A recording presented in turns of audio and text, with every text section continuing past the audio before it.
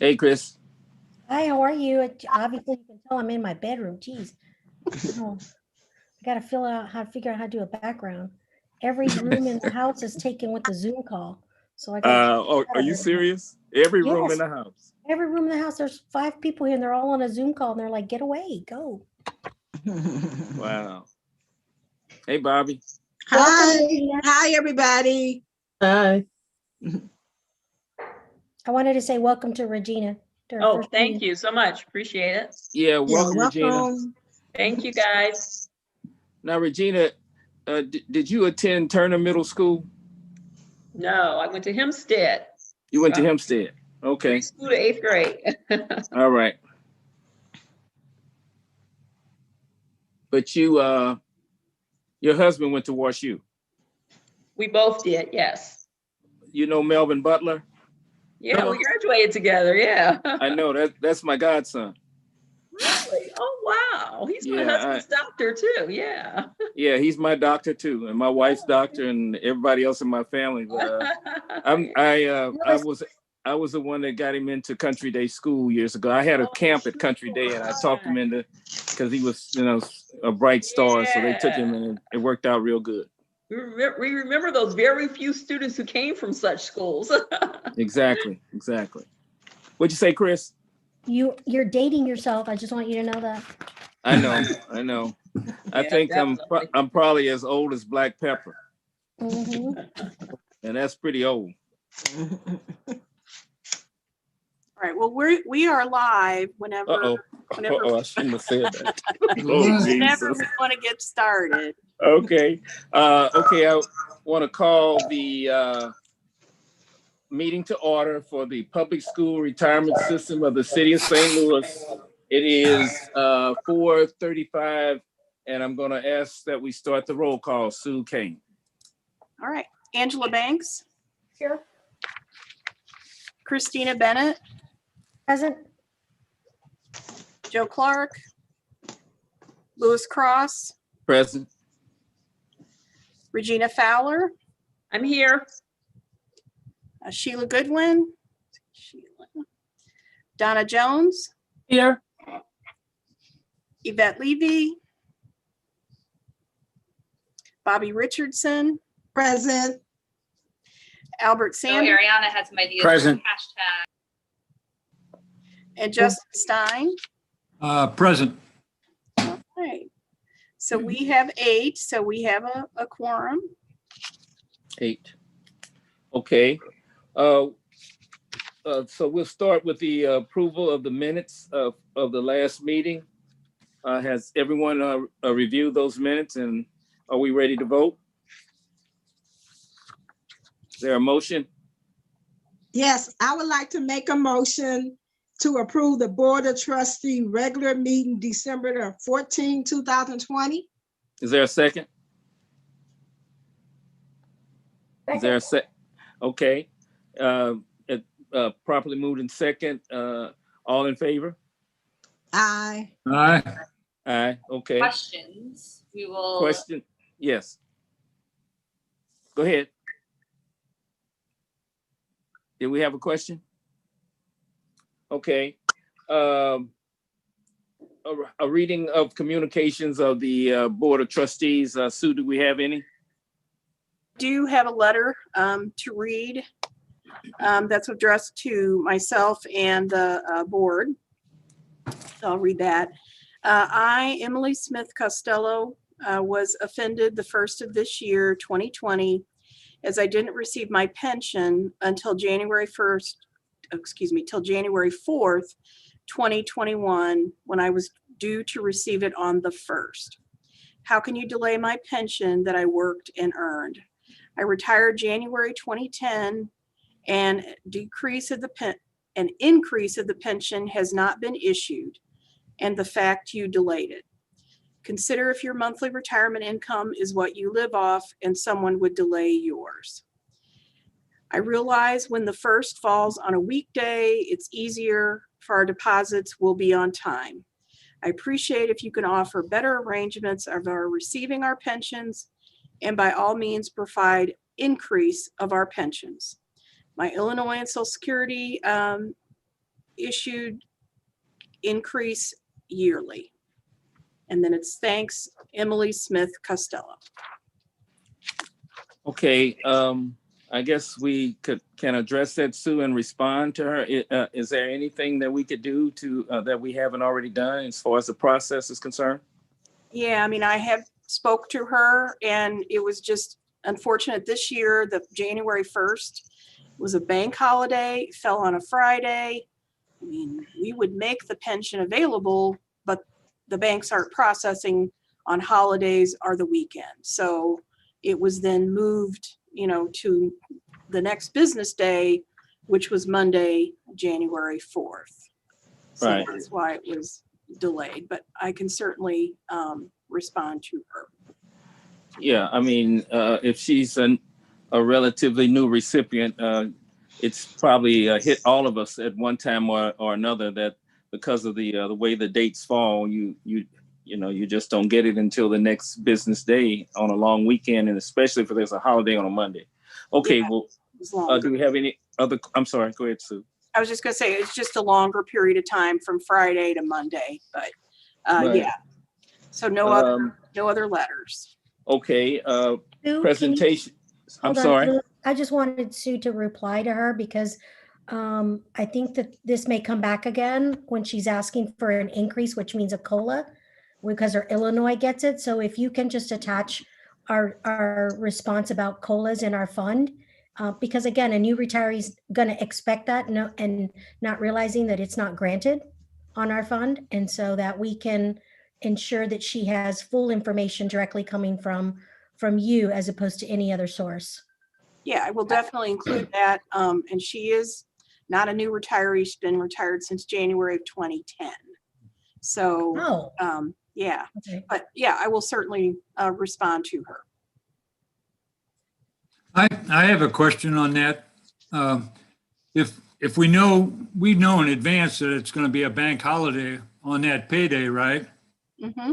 So is there a way that the pension could arrange for that to come a little early? I know the St. Louis Public Schools does that with, like holidays, we'll get our check instead of a Friday, it'll be on a Wednesday or something.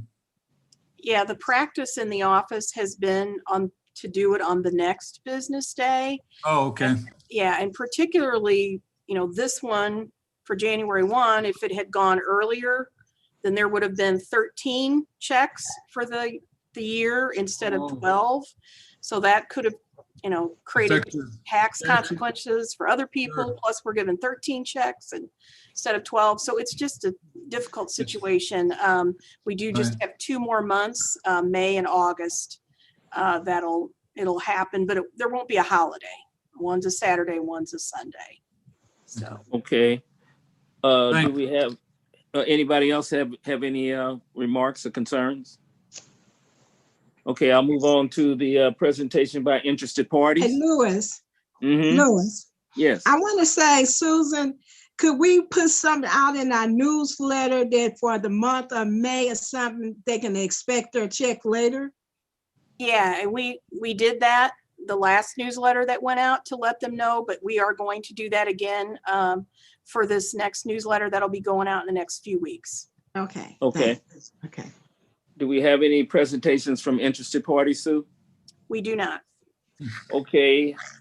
Consent agenda approval of retirement and benefits for January and February 2021. Is there a motion?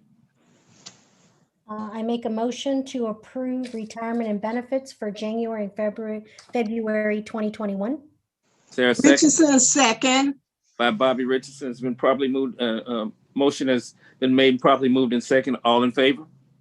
Aye. All opposed? I agree. Okay, approval of refunds and bills December 2020 and January 2021. Is there a motion? I, Bobby Richardson, like to approve the refunds and bill for December 2020 and January 2021. Is there a second?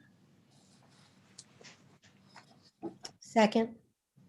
Okay, it's been properly moved in second. All in favor? Aye. Aye. Opposed? Okay, unfinished business, PSRP office status, continuing to monitor. Sue? Yeah, just continuing to monitor what's going on with the pandemic and, some hopeful signs. And, hopefully by April, we can come back and talk about a plan for at least maybe partially reopening the office or something by appointment or, something like that. But things are still a little up in the air with all the variants that they're talking about. So again, we're just continuing to monitor, but hopefully we can have a plan soon. Is there a Zoom available for folks, or how do you handle them now? Yeah, I mean, there are a lot of phone calls going back and forth. If somebody wants to do Zoom, certainly that is, we could arrange that.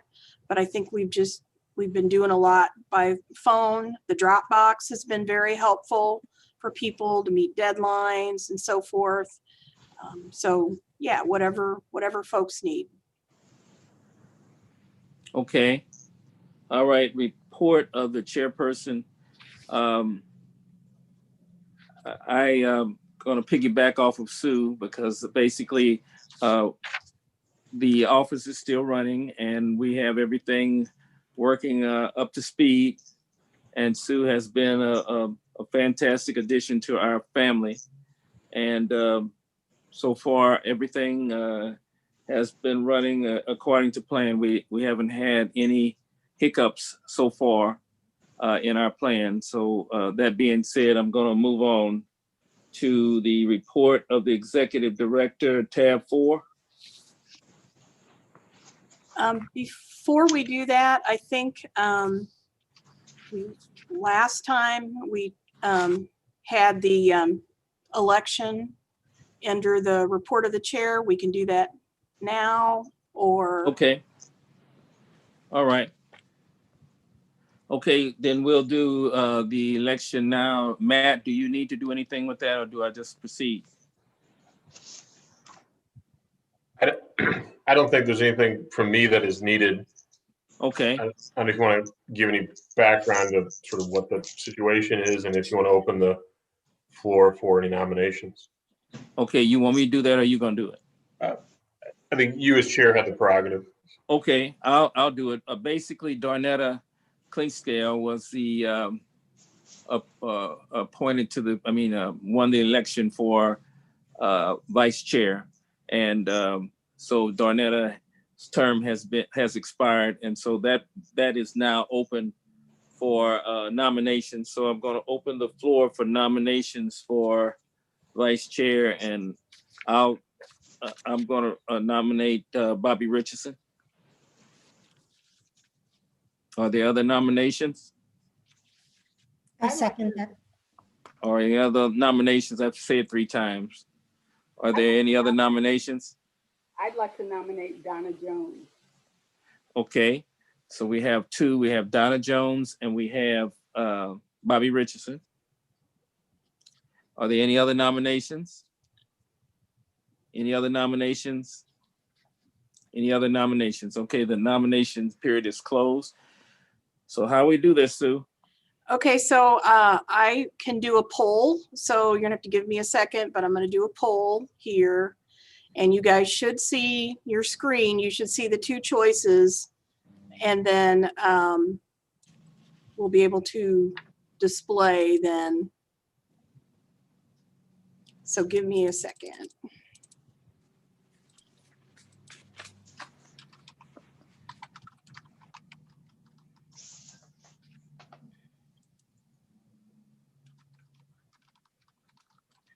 And Louis, just Yeah. behind tab 3, you can see all the committee people, who holds what committees currently. Yeah, I have that before me. Sue hooked me up today, so I make sure I have the correct names because we've been doing a lot of scrambling with this. But yes, thanks, Chris.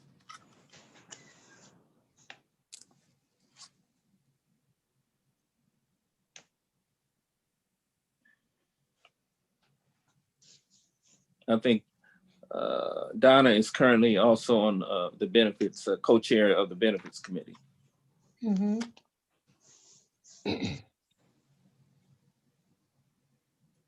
And Bobby is Co-chair of the benefits. co-chair Committee. of the, they're both co-chair of the benefits Right. committee, right? Right.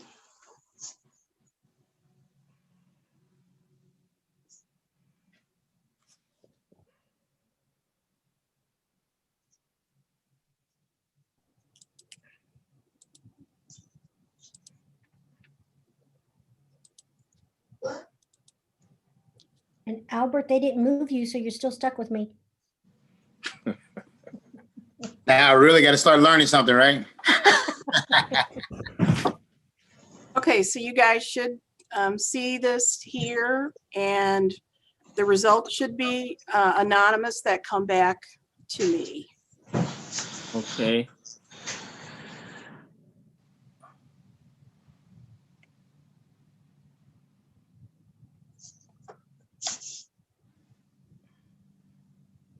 This is a lot quicker than our little paper tally we used to do.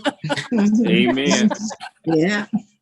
Just remember, we just got to remember when we go back in person. Yeah. Everybody bring their laptop. Everybody bring their phone or their laptop. Amen. Now, Regina, you can vote. You're eligible to do everything. You're ready to roll. When were we? When did the package supposed to be sent? Because I don't think I didn't receive my binder this time. Yeah, the binders were mailed out the Friday, Friday the 12th. Yeah, the 12th, Friday the 12th. Ooh. So, you know, but then we did not have mail. I mean, they were picked up and moved out of our office, but we didn't have mail until our office until Friday because of the storm. Monday was a mail holiday, and then we had the storm. So, so I apologize if you guys didn't get those packets. Al, are you saying you still didn't get it? No. Okay. Maybe we'll have to look at a different way to send it to. I don't know. We got it electronically, right? Yeah. I'm gonna look electronically. I was looking for it in the mail, but I can always look electronically, and that's fine. Okay. All right. Okay. Has everybody voted then? Is there anyone who has not voted? Well, I've got a trustee coming in, so let me let her Sheila? in. It's Yvette, actually. Okay. Let me let her in, and then maybe we can fill her in on what's going on. Okay.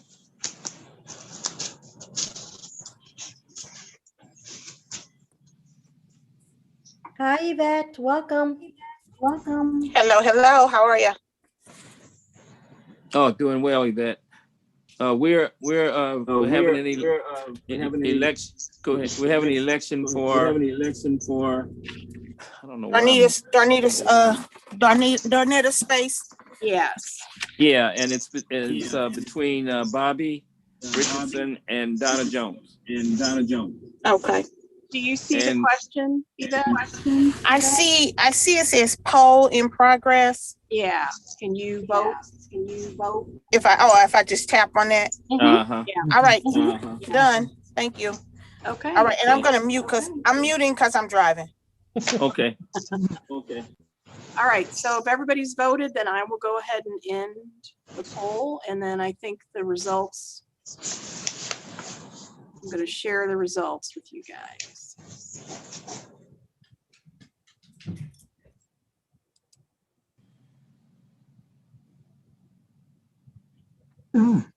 Okay. See that? All right. The results is Donna has 67% of the vote and Bobby has 33. So Donna is now our vice chair. Congratulations to you, Donna. Congratulations. All right. But I wanted to decline. I think Bobby is more qualified than me. I do. Well, Bobby, I was talking to Bobby and she told me, how many years did you say you worked for the board, Bobby? I got 42 years in with the board. 42 years, and she looks like she's still in high school. So I don't know. Yes, she does. Yeah, but okay, Donna, if you decline, then Bobby will be the vice chair. She's more knowledgeable, and I just really respect her level of knowledge. And I think we just have that on the board right now. All right, Donna, well, Thank that'll be you. fine. And you'll just hold down benefits and make sure we get good insurance for everybody. Right. Yes. All right. Now, let's see. We have trustee business is open because Darnetta Sheila is now the treasurer, and Darnetta, of course, is her term is up. So, are there nominations for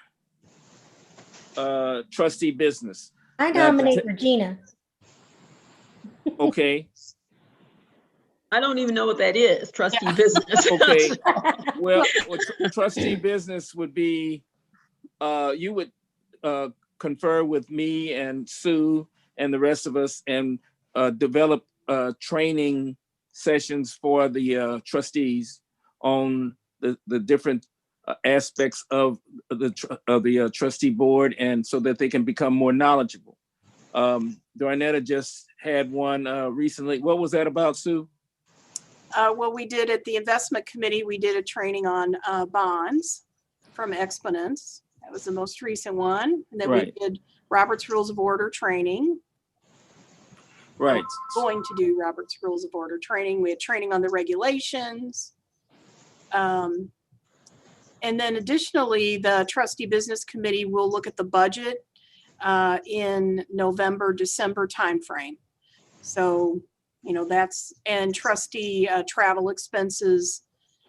We didn't have any in 2020 because of the pandemic, but there could be some in this year. But so just reviewing those travel expenses. We have a budget of $35,000 for travel, Regina. And of course, because of the pandemic, we didn't utilize that fund last year. But if you do travel, then you would scrutinize that, and if there are any problems or someone hasn't returned their money, or return the receipts or whatever the case may be, then you would be that would be your committee to handle all of that. So it's a very important committee because we want to give information to all of the trustees on how the PSRP works.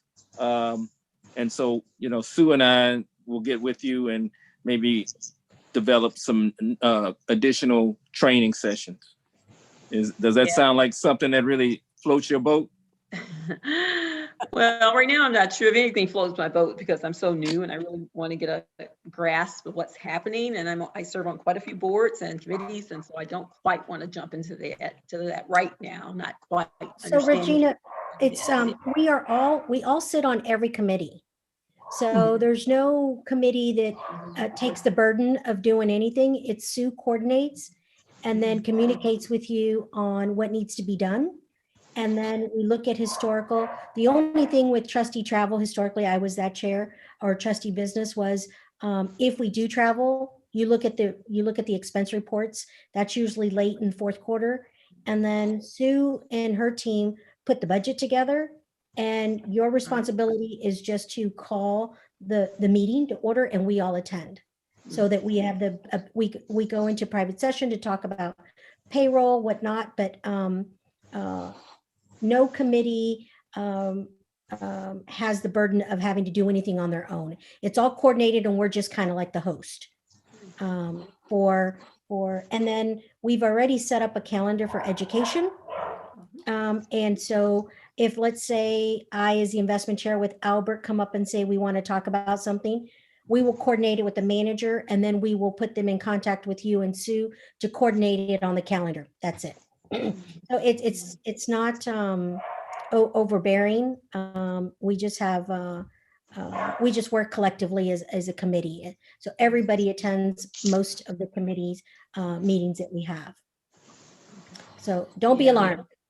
Okay, well, right now I'm still going to decline right now. Okay. Thank you for that explanation. I appreciate that. So let's see. I'd like to nominate Albert Sanders. Okay, now Albert, would you be willing to do the trustee business, because you're already co-chair of investment? Need to turn one of your systems off, Louis. But yeah.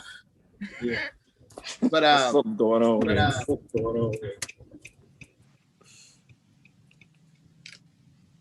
Okay, go ahead. I would, if we really need somebody, I will accept the nomination. Well, we really need somebody. That's all about Donna then. I'd like to nominate Donna Jones. But as the Donna's chair. already, Chair of Donna's already benefits. on benefits. I'll do it. Okay, so you'll come off of investments and you'll set up those meetings for trustee and scrutinize travel and so forth and so on. Yes, and I don't think Christina wants me to come off investments. No, She no, still no. wants me to help out because she wants to teach me the, because when her time is up, she wants to have somebody to pass it on. Okay. Yeah, I think he's a co-chair, so I don't think he has to come out for one to be on the other, does he? Correct. I don't know, Matt, how does that go? Whether you have a co-chair or not, that's up to you. However, if he's a co-chair in one, he does not have to come off being the co-chair in another. He can serve as co-chairs on both. Okay, then Al, you'll be co-chair on the investments and you'll be the single chair of the trustee business. Is that okay with you? No, don't do co-chair. You have Sheila as Yeah, I co-chair. was gonna say Sheila is also. No, Sheila's off. No, Sheila's off Sheila because Goodwin. she's treasurer now. She can't hold a position. Remember? Sheila's Oh. treasurer now. So Sheila That's can't right. hold another position. So Al will have to do a solo. Oh, got it. Okay. Al, are you understand now that you'll be co-chair of investments and also trustee business? Is that okay with you? Yes. All right. Are there any other nominations for that position? Okay, so all in favor of Dr. Al Sanders being chair of the trustee business? Let me hear you say aye. Aye. Okay. All right, then we'll move on. I didn't say opposed. Oh, opposed? Nay. Okay. Thank you. Let's see. I think I have investments, vice chair, trustee business. Okay. Legislative rules and regulations. Regina, are you saying at this particular time you don't want to serve on any committee? Well, what are all the committees that's open? I don't know. Well, we have five of them. It's investments, trustee business,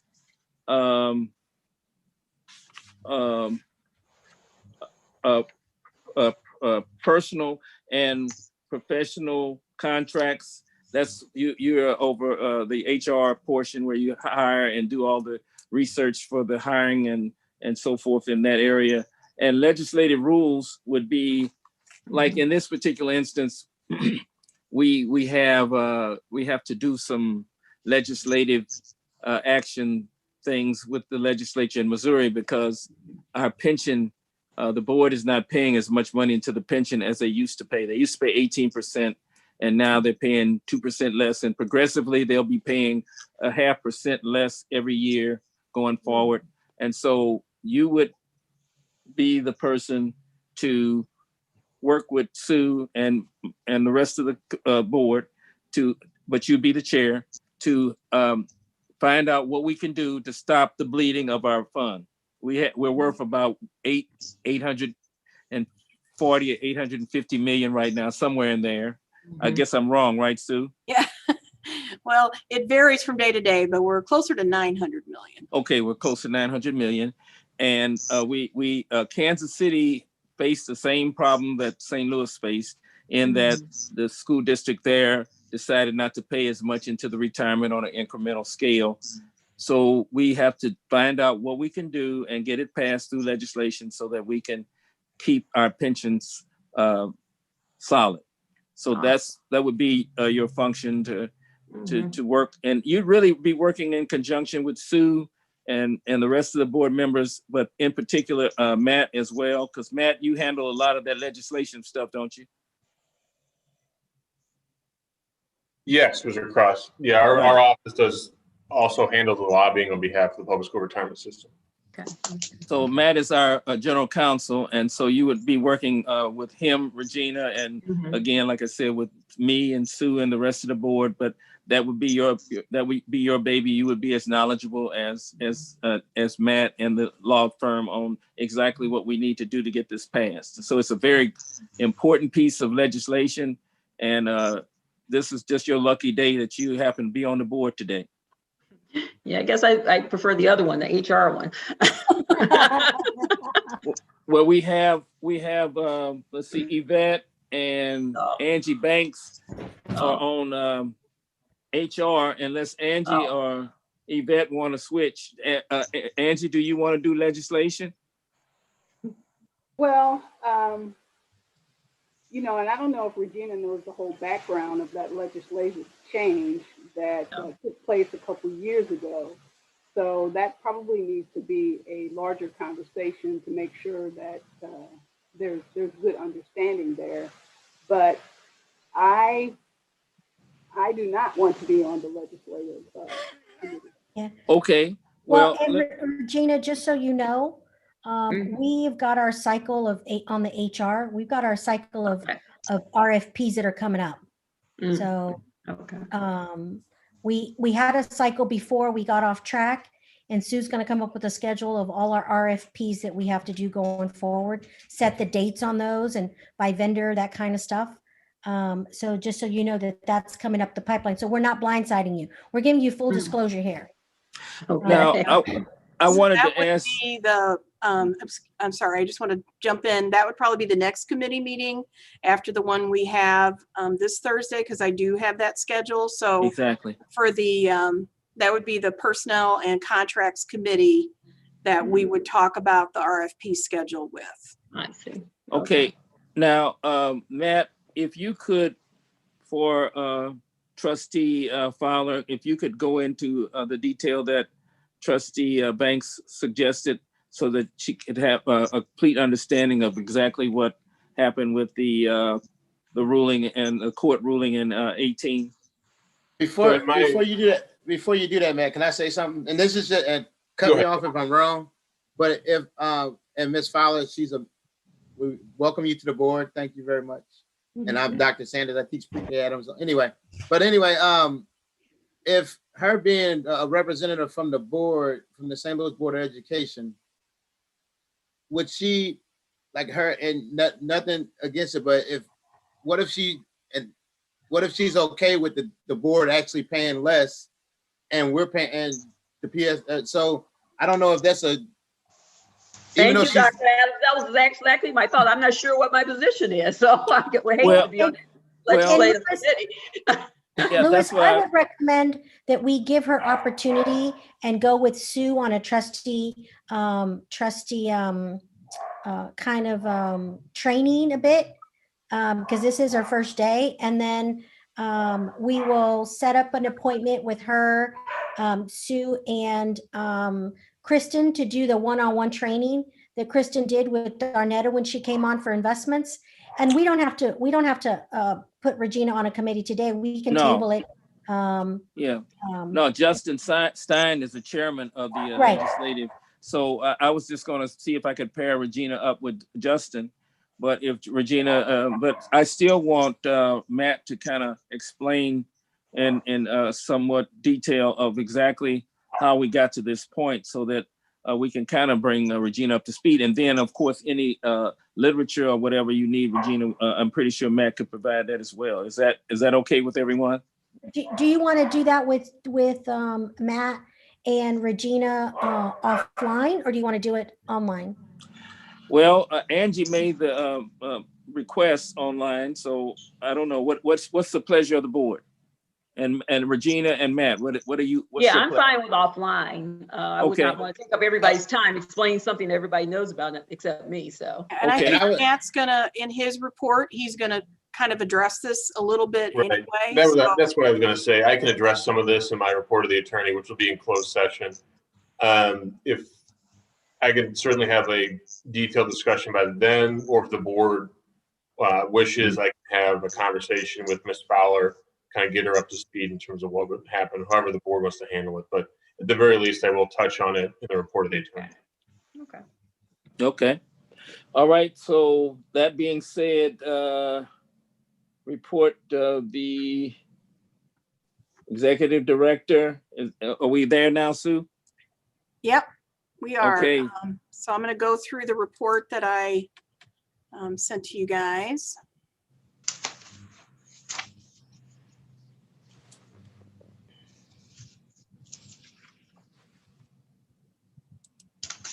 Let's see where we are. Hang on.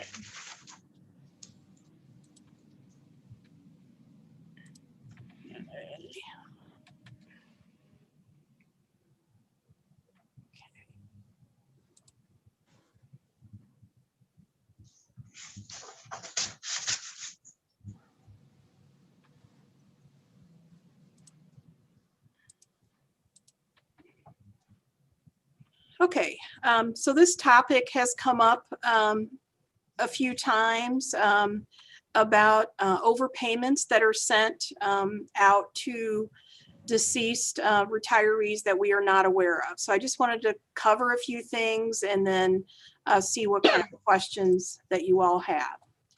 So the first thing that I want to mention is kind of what happens right now. So we work with a company called Berwyn, and that is essentially their job is to search records and find deceased individuals. So we do a report, we run all of our retirees, our current retirees, we run those through the Berwyn database and their files. We do that before retirement payroll is calculated, and then again before the checks and the direct deposits are released. We also do it for active participants, so people who are still working or people that have still maintained a balance in the system but are not retired yet. So we do that once a month. And so any matches that we discover are actually, we're going to be able to find that out right away. We'll put that into Berwyn's system and it'll pop up if there's any kind of a match if someone has passed away. So that process has been in place probably for the past, several years. Starting in November, we instituted a second process, and that is to send this file directly to Social Security and audit their records. That's an overnight process. So, we dropped that off this past Friday because we're running retiree payroll this week, and we were able to pick up the results today. And so that is going directly to Social Security and determining any deceased retirees. So again, it's just looking at the retirees, and then periodically we'll do actives as well. So that's been a good process. I'll talk a little bit more about that in just a minute. And then we also have a staff member who one of her responsibilities is she's constantly reviewing obituaries, social media postings regarding some of our oldest retirees. So she's doing that on a continual basis. As far as results of what's happened, there are situations, there are times where overpayments are made. We don't always know of that a retiree has passed away. So just to give you an idea of what that looks like, numbers wise, I just have given you all 2 years to look at. 2020, there were 28 retirees that were deceased that overpayments were made. And that could be just a month or two. So just as a reminder, we pay benefits. So if somebody, is benefit for the month of February, we're actually not paying that until March 1st. So that gives us a little time to review. So maybe they passed away in, December, and we went ahead and paid them in January. So it could be just a month or two. But there were 28 of those that totaled that $154,000. We have collected over about 50% of those. There are still 10 that we are looking at. There's 2 retirees that we're in active discussions with the family for about 50,000. So we anticipate we'll be able to collect more of that amount. So in 2019, there were 19 payments made to deceased retirees.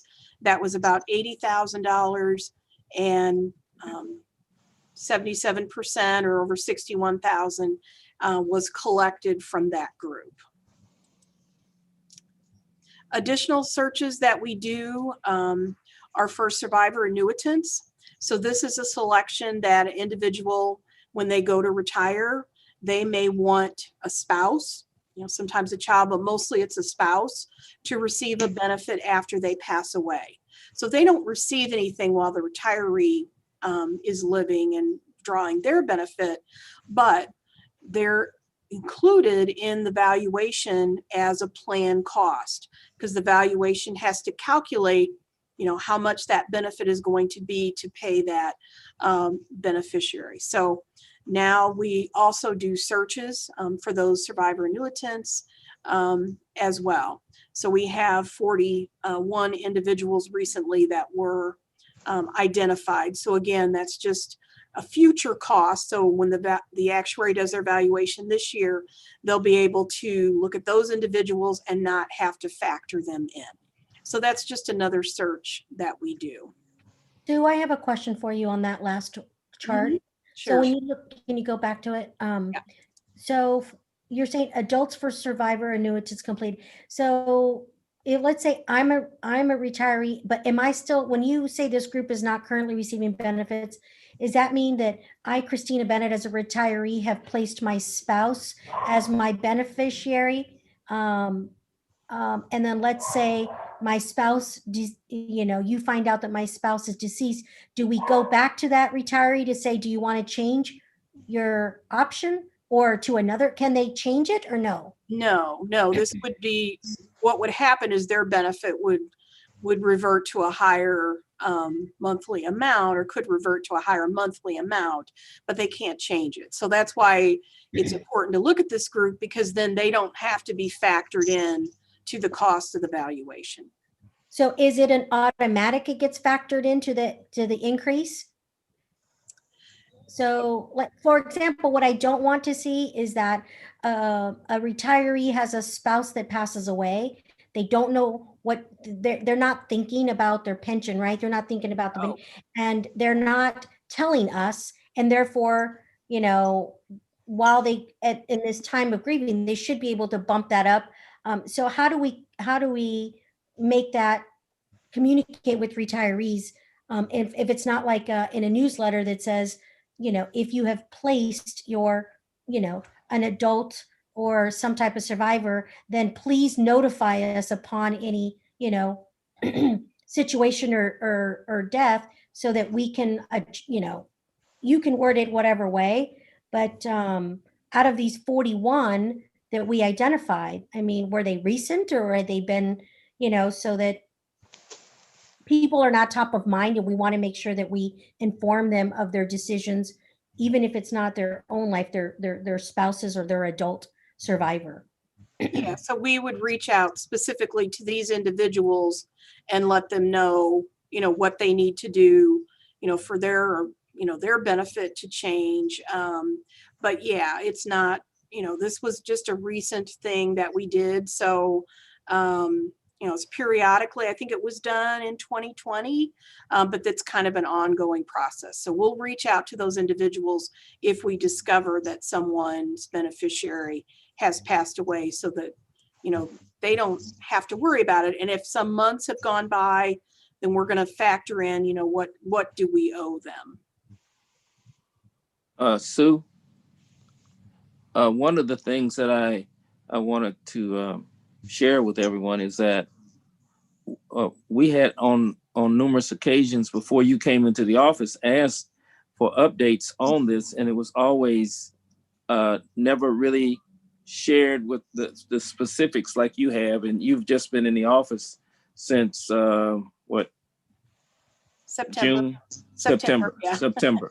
Okay, I'm sorry, September. So that being said, there are two things. One, I always wanted to know, did we have the premium plan for Berman so that we could get Berwyn, so we could get the most bang for our buck as far as locating these people.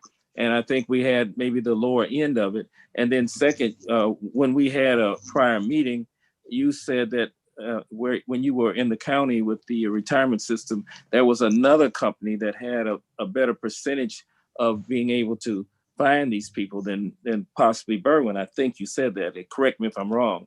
But I was wondering if we might take a look at maybe getting a different company, because I'm not pleased with the performance of Berwyn over the years that we've had them. Yeah, so that'll be, something on my final slide that Oh, okay. talk a look, All right. take a look about future actions. But yes, we can certainly right. evaluate. Actually, Buck, our actuary, they work with that other company that I worked with as well. And so we will talk with Buck about, this other company and potentially, moving or, maybe even just doing a once a year with them. But yes, we can certainly reevaluate where we are.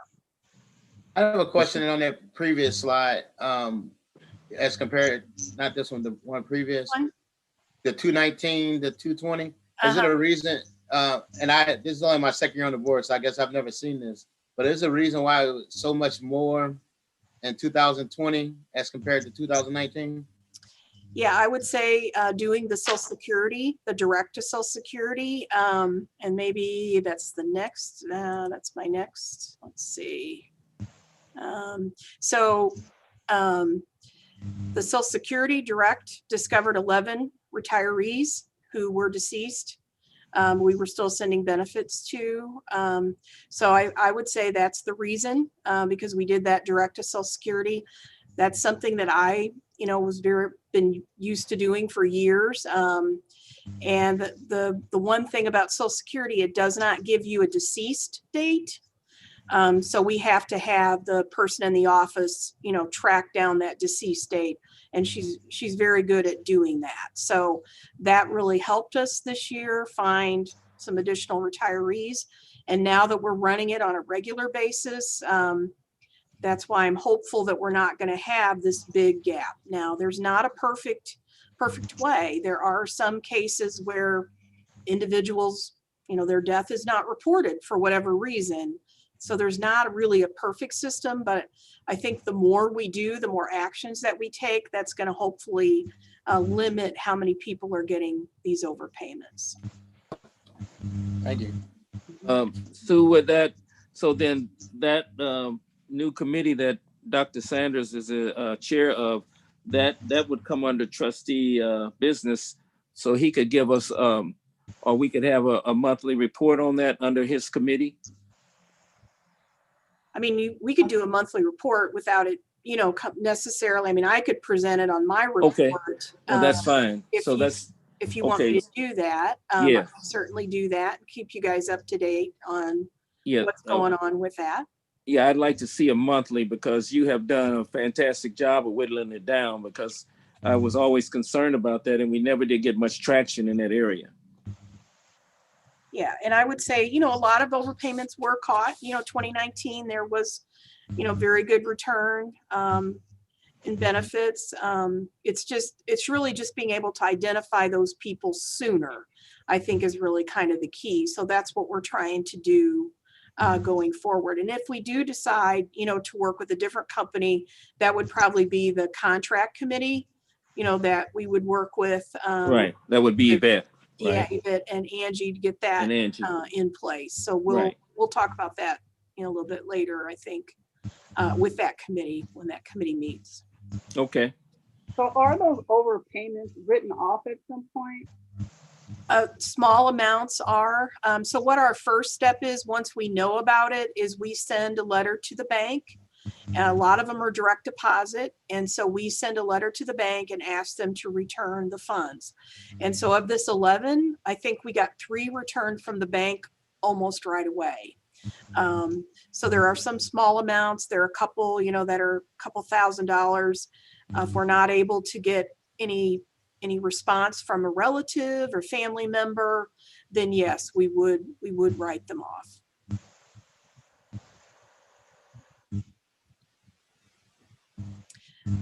So as far as, just going forward in the future, we're going to continue to use Berwyn and the Social Security. That is actually doesn't cost us anything. Berwyn does cost, but doing the comparison with Social Security, that is just a free resource. Our technology manager was able to put together a really good file. And that's really the big chunk of the work there, is getting that file together. Once you have that file, then, there's no cost per se of doing that on a regular basis. What is the amount for Berwyn currently per year? I think it's less than, I think it's a couple thousand a year that we're spending now for Berwyn. And is that for the premium plan, or is that the basic plan? No, there's, I think we could spend an additional few $1,000s and get either through Berwyn or through this other organization, could get maybe an additional premium service, so to speak. So we'll have to look at that. Yeah. Okay. So again, just continuing to do whatever to get this, it's a difficult process sometimes, but just the more we do, the more due diligence that we have, then I think that's hopefully going to reduce going forward.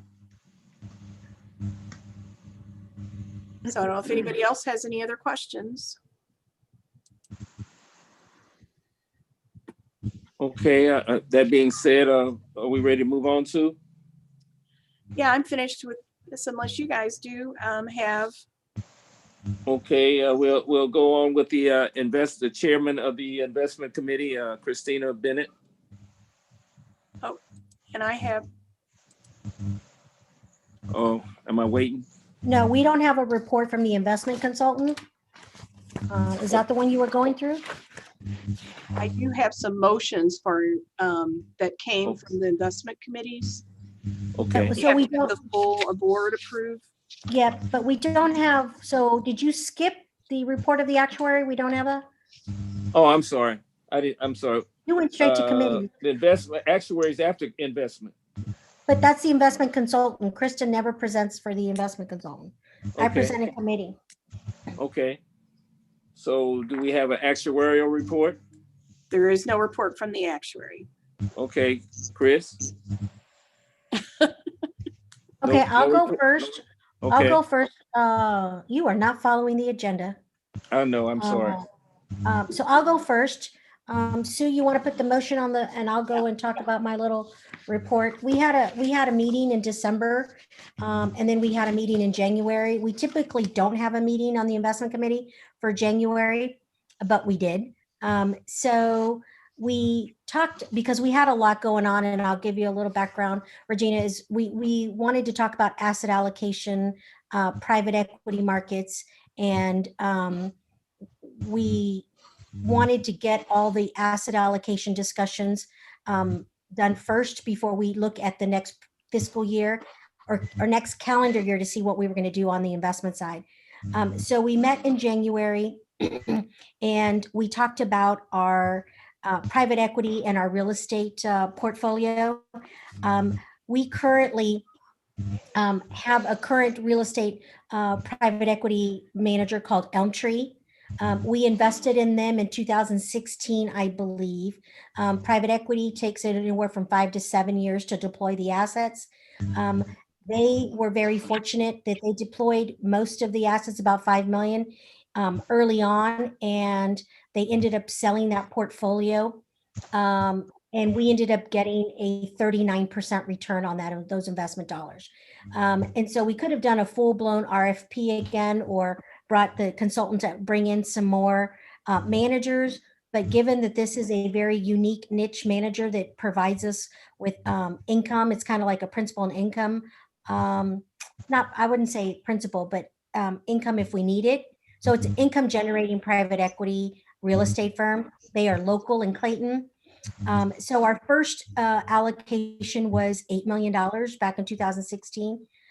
We, as a committee, met, and the minutes are in the book, and we agreed to commit $5 million to their next fund as basically not as a new firm, but as an ante-up or an increase to a current manager that we have, even though it's a new fund. So from committee, it doesn't require a second, but wanted to make the motion to approve a private equity commitment to $5 million to Elm Tree Net Lease Fund 4. Is there a motion? Yes. Is there a second? I second. Okay. Are we gonna do a roll call on that, Sue? Yes. Mhm. Okay. Angela Banks, Yes. Christina Bennett, Yes. Lewis Cross, Yes. Regina Fowler, I'll abstain. Donna Jones, Yes. Yvette Levy, Yes. Bobby Richardson, Yes. Albert Sanders, Yes. Justin Stein. Yes. Okay. Did you get So Sheila Goodwin? Did she ever come in? Sheila is not here. Okay. So we have 8. So motion would carry. Okay. And then from our second recommendation is GAA stands for Global Asset Allocation. This is Regina, I'll give you a little background. I've been on this board since 2005. So we had GAA and then we had a TAA, which is a tactical asset allocation that we implemented a long time ago. And we had a lot of assets in these 2 different funds. We've gotten rid of the TAA allocation and we still have quite a bit of money in our GAA allocation. And what that was is when we were a smaller fund, we didn't have the breadth and depth that we have in some of our asset allocation. So this was like a global umbrella where we were able to invest in multi-different assets that fell under GAA strategy. That has done well for us, but given that we're closer to $1 billion and we're not at 400-500 million, we are looking to reduce our GAA allocation as well as combine some of our managers. Once you see the investment report, you see we have a lot of managers. And so sometimes the GAA is overlapping with some of our other assets that we've been able to expand on. So in our last meeting, we made the recommendation to request NEPC to research options for us to reduce the GAA allocation and develop recommendations for the board to present to the investment committee as soon as possible. We brought it as a motion so that we have our direct marching orders to our consultant to see how we deploy those assets, if we even deploy them in existing other managers. So we made that a motion through committee. And so I would like to make that motion to approve the GAA recommendation as listed before you. Is there a second? I second. All in favor? A roll call vote? Yeah, Angela Banks, Yes. Christina Bennett, Yes. Lewis Cross, Yes. Regina Fowler, Yes. Donna Jones, Yes. Yvette Levy, Yes. I should abstain. Bobby Richardson,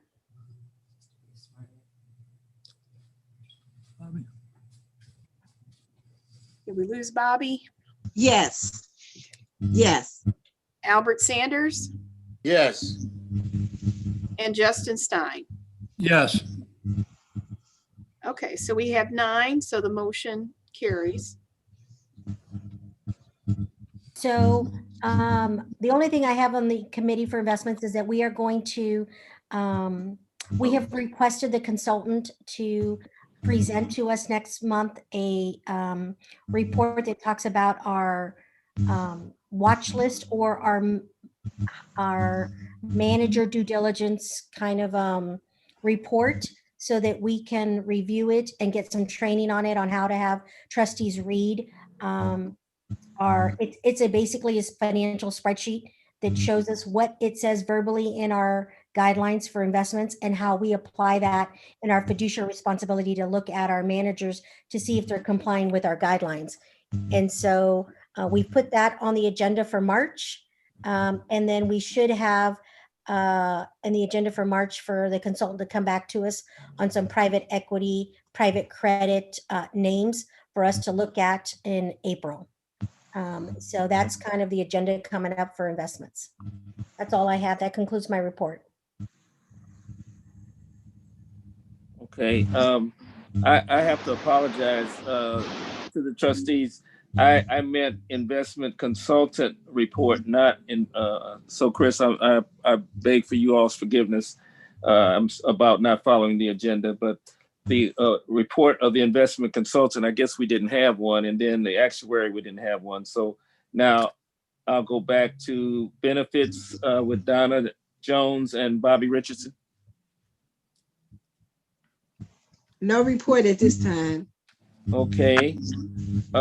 Trustee business, Darnetta and Sheila Goodwin from December the 9th, 2020. I don't think neither one of them are available. Yeah, that was just that was the budget meeting. So that was included in your packet, what that final budget was. So Exactly. Legislative rules and regulations, Justin. Well, I know we have a meeting scheduled for Thursday at 4:30, and Matt's gonna teach us about Robert's Rules of Order. That's all I know. Okay. That's my report. All right. And then personnel and professional contracts, Principal Levy and Angie Banks. So we have, for I think the last couple of meetings, talked about getting together because we need an evaluation process for our executive director and her staff, and that still has not happened. And I don't know how to push that forward. I mean, we keep saying we're going to work on it. And the last time we spoke, Sue said she would like to help with that, but this is something that we really need to get moving on. Okay, so Yvette, Sue. I want to personally apologize. I owe you some emails and forgive my COVID brain fog, but I will get those to you this week. Awesome. yeah, and Okay, if so set up a meeting, maybe Yvette, we can be in contact and see what dates work, and we can get a meeting set up. what Okay. is going on? Okay. I'm All right, hearing that background. would be my report. Okay. All right. New business. Is there any new business? Mr. Chairman, you'd wanted me to talk about the newsletter. Yes. And, really, I guess just to throw it out there, we probably will need to do a little research and, come back to you, but just to let you guys know, right now, we mail on a quarterly basis, we mail a newsletter to both active members and to retirees. It's a front and back, it's a one-pager.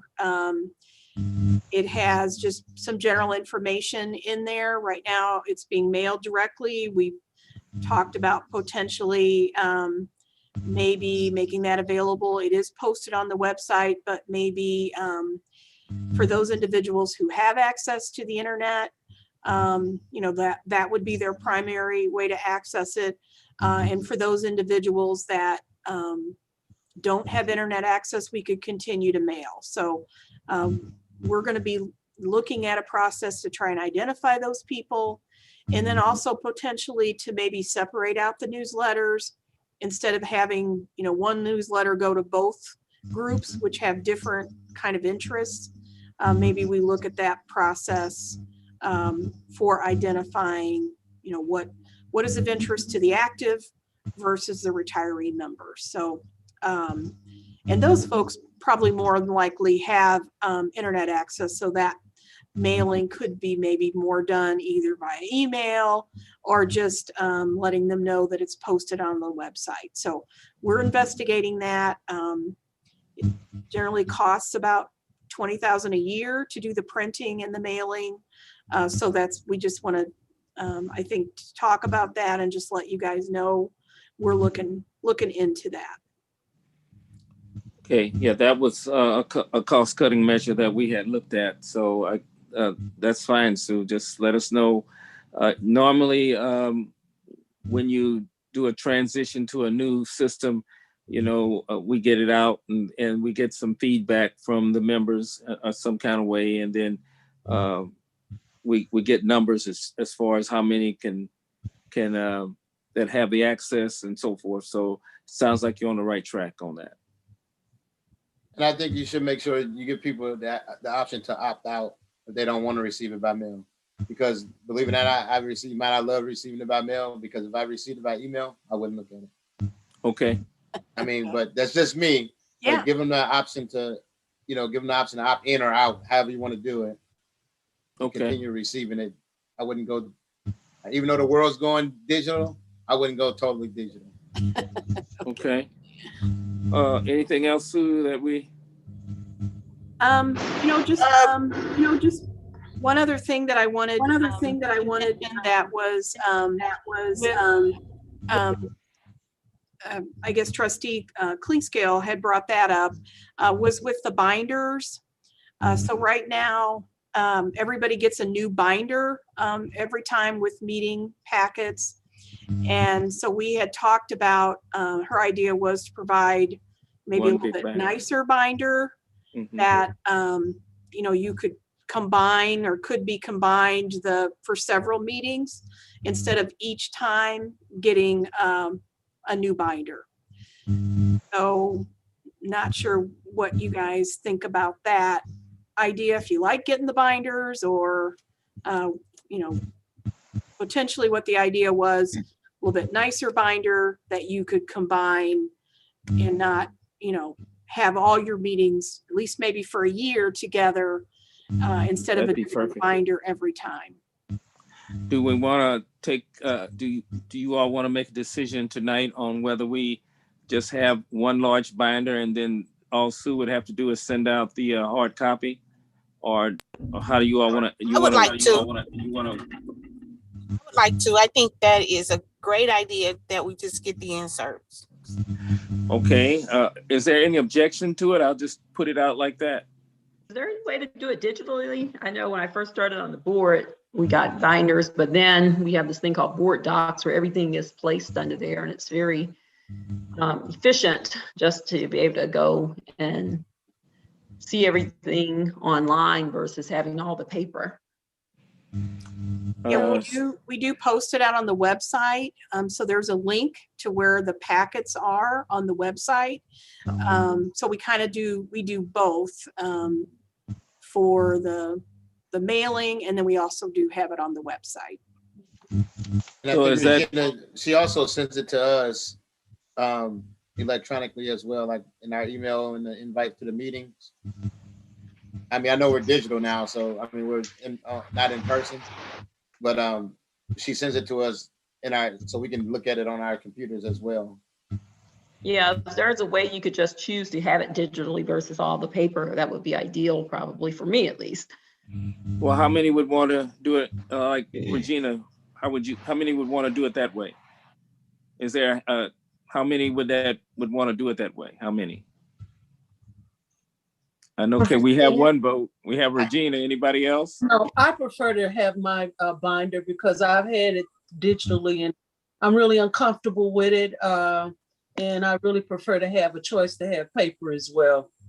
Okay. So that's my recommendation, to be able to choose, not to. Okay. It's not to go digitally if people aren't comfortable with it. Oh, no, I understood that would be an option. So then, Regina, you'll get yours that way. Anybody else want to go a different route, or are we going to just get one large binder and send them out? I think we should let every trustee just send Sue an email, and that way they can we can save time here, and she'll know every individual's preference. Or Sue send an email out so we can respond to it, because we're not, Sue send an email out and responds, because I don't think she'll be waiting to next meeting to Yeah, get I will it. do that. Yeah, I will do that. Okay. And we might also want to consider with some of the other things that are mailed out, whatever the pensions and investment giant newsletter that we get. I don't know how many people receive that. So just a way Okay. to save money. People don't want those. Yeah, the Pension Investment Magazine, is that what you're referring to? Yes. Yeah, okay. We can You look know, at that subscription. Yeah. Angie, I don't get mine anymore in the mail. Mine only comes electronically in my inbox. So I was offended that I don't get my little bedtime reading, but you know. Well, I don't know why that was changed, but we can certainly make an adjustment. Regina, would you want yours digitally done? Yeah, The I prefer newsletter. everything. Yeah, I prefer everything Okay. digital as possible. All right. Yeah. Anybody else that would prefer the pension magazine digitally? Yeah, I'll ask that question when I send out Okay. that email. I'll ask that Okay. question as Great. well. Great. And that comes Okay. once a year, right? No, every month. Oh. What? Every quarter? No, Well, I every must get month, it digital too, because I don't get it at all. all the time. Okay, we'll make sure everybody gets it. It's been coming for years. Does it come once a month, Sue? It varies a little bit, but I think at least monthly. Yeah, there's one magazine that I would like for everybody to get, but we'll talk about that later, is the St. Louis Business Journal, that can kind of let you know about the local things that are going on as well, but we'll talk about that at a later date. Are we ready for the report of the attorney? Okay, so Matt, do we go into closed session? Yes, Mr. Chair, I recommend it be closed session. I have 2 items to speak about. Okay, I think I saw that on the screen. Okay, to close the meeting. I make a motion. Okay, go ahead, Al. I'll make a motion to close the meeting and all records and votes to the extent permitted by law pertaining to and or resulting from this closed meeting be closed under RS statute 610-021 for the purpose of having a confidential and privileged communication with the attorney. Is there a second? Richardson, second. Okay, roll call vote. Angela Banks, Yes. Christina Bennett, Yes. Louis Cross, Yes. Regina Fowler, Yes. Donna Jones, Yes. Yvette Levy, Yes. Bobby Richardson, Yes. Albert Sanders, Yes. and Justin Stein. Yes. Okay, so we have 9, so the motion carried. So I have to take us off live, but do that real quick.